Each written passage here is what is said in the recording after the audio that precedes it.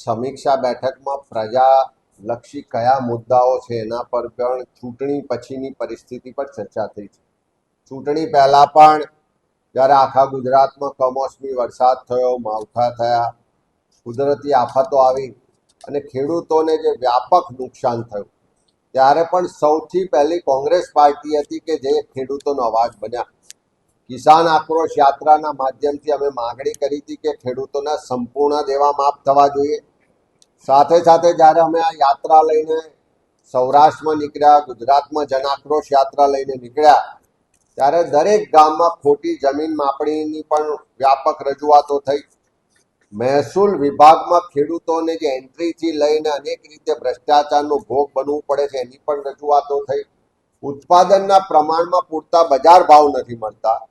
એપીએમસીઓમાં જ્યાં ભાજપનું શાસન છે ત્યાં ભેદભાવ કરવામાં આવે છે, ત્યાં ભ્રષ્ટાચાર થાય છે. એ આખી પ્રથા સામે પણ સવાલો ઉઠ્યા.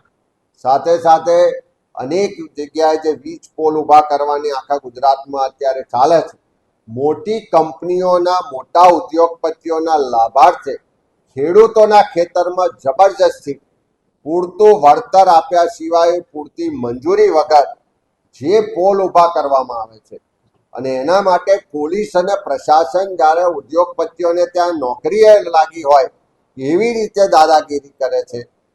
એ સંજોગોમાં એ ખેડૂતોના જે આક્રોશ છે, લડાઈ છે, એના માટે પણ કોંગ્રેસ પાર્ટીએ પહેલા પણ લડાઈ લડ્યા છે ને આવનારા દિવસોમાં પણ લડીશું.